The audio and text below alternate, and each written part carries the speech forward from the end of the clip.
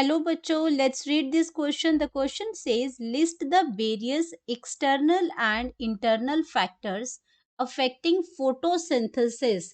तो क्या बताना है हमें कि बहुत सारे एक्सटर्नल और इंटरनल फैक्टर्स होते हैं जो अफेक्ट करते हैं फोटोसिंथेसिस की प्रोसेस को। तो हमें सिर्फ उनकी लिस्ट बतानी है, हमें बताना है कि वो कौन कौन से फैक्टर्स हैं जो एक्सटर्नली अफेक्ट करते हैं फोटोसिंथेसिस के रेट को, और कौन से ऐसे फैक्टर्स हैं जो इंटरनली अफेक्ट करेंगे फोटोसिंथेसिस की रेट को।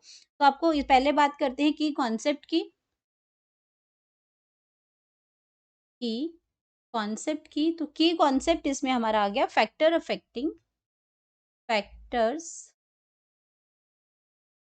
Affecting affecting photosynthesis photosynthesis. अब फोटोसिंथेसिस एक प्रोसेस है जो जो ग्रीन प्लांट्स हैं वो परफॉर्म करते हैं। उनके पास क्लोरोफिल होता है, उनके पास आपके पास सनलाइट होती है, तो वो उस प्रोसेस से रॉ मटेरियल यूज करके कार्बन डाइऑक्साइड और वाटर को यूज करके कार्बोहाइड्रेट बनाते हैं। ये प्रोसेस है हमारी फोटोसिंथेसिस की। अब ये फोटोसिंथेसिस कम होगी या ज्यादा होगी, इसमें इसको अफेक्ट करने वाले नंबर ऑफ फैक्टर्स आप प्रेजेंट है, तो हम इनको डिफ्रेंशिएट कर देंगे हमारे एक्सटर्नल फैक्टर्स और इंटरनल फैक्टर्स में। तो हम बात करेंगे पहले अपने इंटरनल फैक्टर्स की। इंटरनल फैक्टर्स एंड यहाँ पे हम बात करेंगे एक्सटर्नल फैक्टर्स की। एक्सटर्नल फैक्टर्स की इंटरनल फैक्टर्स होते हैं जो विद इन प्लांट्स होते हैं, जो प्लांट्स के अंदर से ही उसको अफेक्ट करते हैं उसके रेट ऑफ फोटोसिंथेसिस को। तो सबसे पहले अगर मैं इंटरनल फैक्टर्स की बात करती हूँ तो सबसे पहले हमारा आता है लीफ साइज। पहले ही बात आती है लीफ साइज। अब आपका लीफ साइज है, लीफ साइज जितना बड़ा होगा फोटोसिंथेसिस सरफेस एरिया उतना बड़ा होगा, फोटोसिंथेसिस उसमें उतनी ही ज्यादा होगी। दूसरा आपका फैक्टर आ जाता है नंबर ऑफ लीव्स कैसे हैं। Number of leaves, number of leaves कितने प्रेजेंट है, ये भी आपका इंटरनली क्या करते हैं फोटोसिंथेसिस के रेट को अफेक्ट करते हैं। नंबर ऑफ लीव्स, अब नंबर ऑफ लीव्स जितने ज्यादा होंगे उतनी ज्यादा वहां पे क्या होगी, फोटोसिंथेसिस होगी। उसके बाद आपका आता है कि शेप ऑफ लीव कैसा है, ये भी बहुत इंपॉर्टेंट है शेप ऑफ लीव्स। तो शेप ऑफ लीव्स के अंदर क्या आता है कि अगर आपका जो ब्रॉडर लीफ है, अगर आपका जितना ब्रॉडर लीफ होगा वो क्या करेगा, फोटोसिंथेसिस ज्यादा होगी। अगर आपके लीव्स जो होंगे वो इस तरह से होंगे, पतले पतले लीव्स होंगे, तो फोटोसिंथेसिस का रेट जो होगा वो इसमें हाई होगा, इसमें कंपैरेटिवली थोड़ा कम होगा। अब बात करते हैं हम इसमें अमाउंट ऑफ क्लोरोप्लास्ट की। Amount of chloroplast, amount of chloroplast, कितना क्लोरोप्लास्ट है किसी पर्टिकुलर लीफ के अंदर, ये डिपेंड करता है कि क्लोरोप्लास्ट का अमाउंट कितना है, उसके अंदर क्लोरोफिल कितना है। तो क्लोरोफिल ही क्या करेगा, हेल्प करता है आपका सनलाइट को ट्रैप करने के लिए, और जितनी एनर्जी वो ट्रैप करेगा उतनी ज्यादा वो केमिकल एनर्जी में कन्वर्ट करेगा, फोटोसिंथेसिस का रेट जो है वो ज्यादा होगा।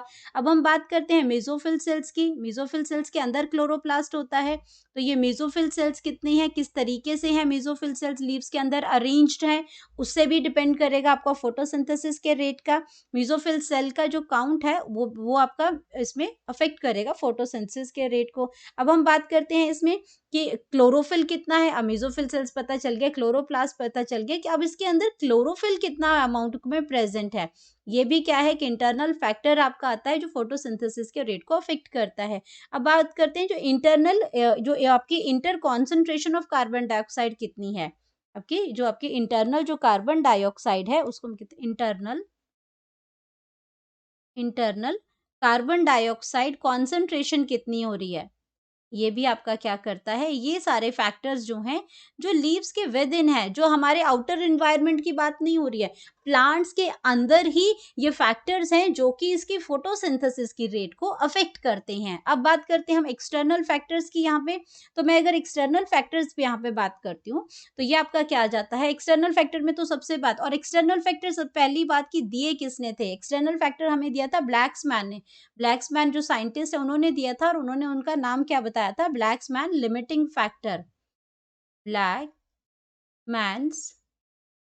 ब्लैकमैन जो साइंटिस्ट है इसलिए उन्होंने क्या दिया था, ब्लैकमैन्स लिमिटिंग फैक्टर।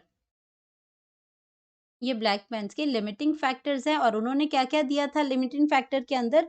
उन्होंने कहा था carbon dioxide concentration, carbon dioxide atmosphere में कार्बन डाइऑक्साइड कितनी आ रही है? कॉन्सेंट्रेशन। यहाँ पे अभी हम बात कर रहे हैं एक्सटर्नल फैक्टर की।